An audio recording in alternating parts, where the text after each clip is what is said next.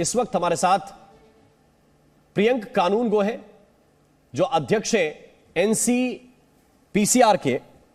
बहुत बहुत स्वागत प्रियंक कानूनगो साहब आपका। और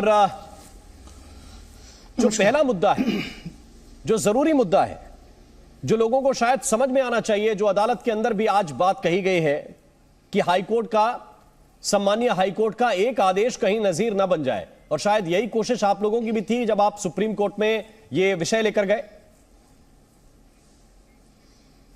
जी देखिए, हमने ऐसे अभी तक 2 मामलों में सुप्रीम कोर्ट में अपील दाखिल की है, जहां उच्च न्यायालयों ने लड़कियों की कम उम्र होने के बावजूद उनकी शादी को वैध केवल इसलिए ठहरा दिया क्योंकि वो इस्लाम को मानने वाली हैं।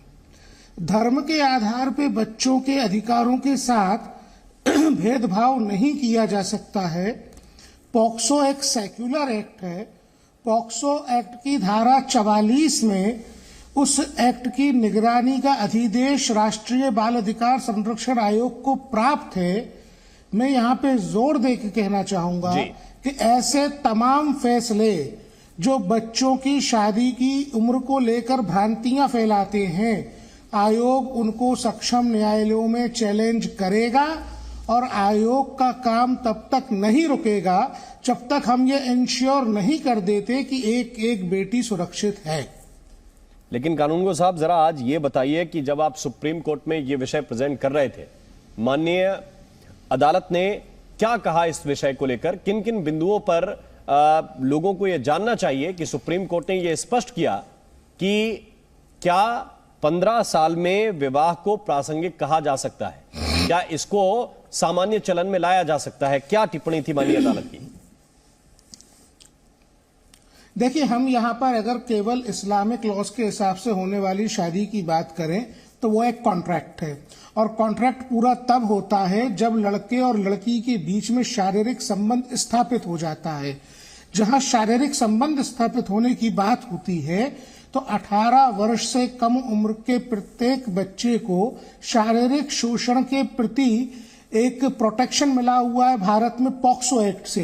पॉक्सो एक्ट ये तय करता है कि 18 वर्ष के पहले किसी भी प्रकार का सेक्सुअल बिहेवियर किसी बच्चे के साथ नहीं किया जा सकता। तो ये पर्सनल लॉ की आड़ में पॉक्सो एक्ट का उल्लंघन था, और ये बच्चों के साथ शारीरिक शोषण की खुली छूट थी। हमने सर्वोच्च न्यायालय को इन्हीं तथ्यों से अवगत कराया। सर्वोच्च न्यायालय का मैं शुक्रगुजार हूं, उन्होंने हमारी बात सुनी और उन्होंने कहा कि बिल्कुल इस पर बात होनी चाहिए, और उन्होंने नोटिस इशू किए। हमने उनसे कहा कि इस प्रकार का एक निर्णय पंजाब एवं हरियाणा के माननीय उच्च न्यायालय ने दिया है, और इसको नजीर बनाकर बार बार इस तरीके की हरकतें की जा रही हैं, और लोग बाग कोर्ट्स को अप्रोच करके ऑर्डर्स ले रहे हैं। तो माननीय सर्वोच्च न्यायालय ने स्पष्ट कर दिया कि पंजाब एवं हरियाणा हाई कोर्ट के आदेश को नजीर बनाकर और कोई आदेश इस तरीके का नहीं दिया जाएगा। बिल्कुल।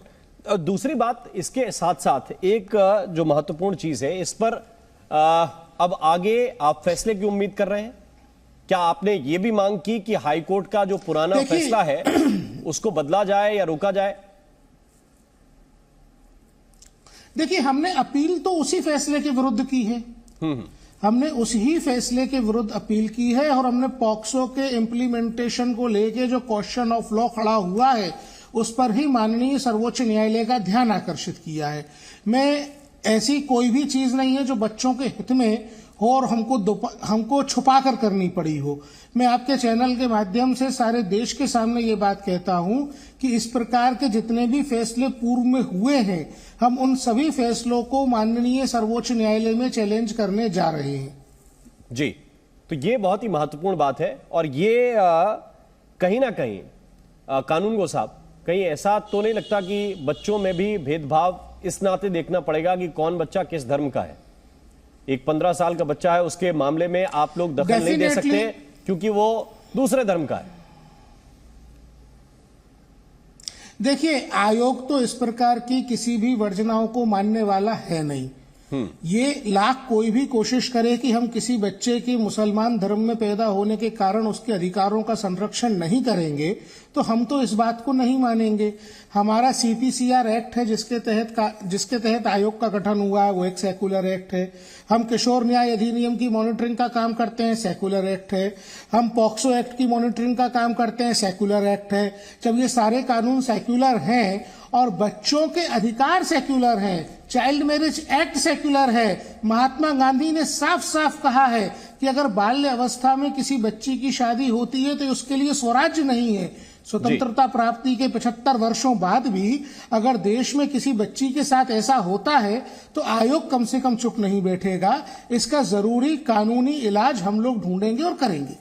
बिल्कुल, हमारे साथ कई और खास मेहमान हैं। कानूनगो साहब, आपने हमारे लिए वक्त निकाला, बहुत बहुत शुक्रिया, बहुत बहुत धन्यवाद आपका हमारे साथ जुड़ने के लिए। लेकिन हाजिक खान, ये प्रश्न बहुत साधारण है जो शायद सबको समझ में आना चाहिए कि बच्चे तो बच्चे होते हैं, वो किसी भी धर्म में हो, क्या उसको लेकर भी आप धर्म की आड़ लेंगे कि नहीं 15 साल की बच्ची उसकी शादी कर दी जाए?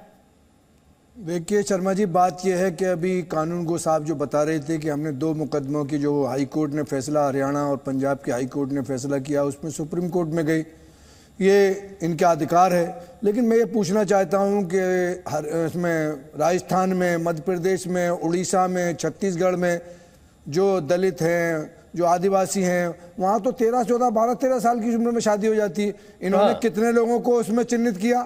नहीं, कहाँ? हरियाणा में, मध्य प्रदेश में, उड़ीसा में, छत्तीसगढ़ में, यहाँ पर 15 साल से कम लड़कियों की शादी हो जाती है। और उस शादी को चैलेंज करने के लिए कानूनगो साहब ने क्या बोले, यहाँ हाई कोर्ट फैसला दे रहा है और हाई कोर्ट इनसे बड़ी। आप छुपके कोई काम कर लें या चोरी कर लें कि साहब मैं तो फला दुकान से मिठाई उठा लाया और 4 लोग और उठा ले गए थे। जो बलात्कार 12 साल की, 15 साल की, 13 साल की बच्चियों के साथ कर रहे हैं, इसमें पॉक्सो एक्ट में कितना इन्होंने कोशिश की। मैं क्या सुप्रीम कोर्ट के, हाई कोर्ट के फैसले पे तो आप संवैधानिक अधिकार मान लेंगे क्या उसको चोरी करने को? नहीं, हम चोरी नहीं कर, हम कह रहे हैं मुसलमानों में, मैं पंचायत करता हूं, मुझे अभी तक कोई 15 साल की लड़की नहीं मिली। 25 साल से मैं पंचायत करता हूं, लोगों के बीच में बैठता हूं, फैसले करता हूं, मुझे तो कोई लड़की 15 साल की मुसलमानों में नहीं मिली जिसकी शादी हो गई। आज एजुकेशन के एतबार ऐसा कोई घटना घटी जाती है, अब उसने हाई कोर्ट ने मुस्लिम एक्ट के एतबार से उनको भी दिया इजाजत। तो ये अब कानून की बात है, उस कानून के एतबार से हमारे देश के संविधान को लागू करने वाले लोग, संवैधानिक उसमें हाई कोर्ट में बैठे हुए हैं जज, वो फैसला कर रहे हैं। उसको चैलेंज इनका करने का काम है। अगर इनको चाइल्ड एक्ट के विरोध में करना है तो हमें उस पर कोई, और मुसलमानों की अब बच्चियां 18-20 साल से पहले किसी की भी शादी नहीं हो रही, क्योंकि तालीम याफ्ता बच्चे, राशिद शरीफ, एक मिनट में, तालीम याफ्ता बच्चे 20-22 से पहले कोई भी एजुकेटेड नहीं हो पा रहे हैं। पोस्ट ग्रेजुएशन तक इतनी शादी उससे पहले किसी भी मुस्लिम लड़कियों की नहीं, इल्ला माशाअल्लाह घटना घट जाती हो। कुछ मामलों को लेकर इतनी जल्दबाजी क्यों? भाई सबको अधिकार है कि वो पढ़े लिखे और इसके बाद ठीक ठाक काम करें अपना। बिल्कुल सही है सर, पढ़े लिखे उसके बाद शादी करें। आज हमारे पास जो खासकर मुस्लिम तबका है वो है सो तकरीबन सऊदिया को फॉलो करता है। खासकर है सो आप देखेंगे वहां पे 6 साल की बच्ची, 8 साल की बच्ची, 9 साल की बच्ची बालिग हो जाती है। वहां की खाद, वहां से जो वहां पर जो फूड उनका है, उस वजह से, क्योंकि हम लोग भी सालों साल सऊदिया में रहे सो है, देखे हैं वहां पे, तो 9 साल की बच्ची है सो बालिग हो जाती है। 11 साल तक आए तक उसकी शादी भी होती। अगर आप 18 साल 20 साल लेके अगर जो सोच रहे हैं यहाँ पे इंडिया में खासकर, तो काफी देर हो जाता वहां। अगर वो चीज है तो अगर अपन इंडिया में अगर सोच रहे हैं कि यहाँ पे 11, 12 साल, 13 साल में बच्ची बालिग हो जाती है, अगर हम सोच रहे हैं कि 18 साल 20 साल बोल, तो यहाँ पे भी देर होती थोड़ी। देखिए, मैं एक चीज आपको बताना चाह रहा हूँ, जब भूख लगती है तो खाना तभी मिलता है। अगर बच्चों को अगर ये चीज अपन रोकेंगे, हाँ, ये वालिदैन जो सोचते हैं कि भाई यहाँ का जो कानून बना रहा है कि 18 साल के बाद अगर बच्चियां पढ़ लिख के शादी करेंगे, तो वो भी सही है, मैं इसको गलत नहीं मानता हूँ कि, मगर जो संविधान हमारे इजाजत देता है खासकर मुस्लिम तबके के लिए, अगर कोई जल्दबाजी, अगर कोई जल्दी भी होती है तो उसके तो उसमें कोई गलत बात होनी नहीं चाहिए, मेरा ये सोचना है। आज आप देखिए, आप कई तबकात इंडिया में भी है जो जल्दी, अभी जैसा उड़ीसा की बात कर रहे थे, हरियाणा की बात करें, दलितों की बात करें, वहां पे भी होते हैं। सिर्फ वो मुस्लिम तबका वो है सो बच्चियों की, मुस्लिम बच्चियों की शादियां ऐसा हो रहे हैं, मुस्लिम बच्चियों की शादी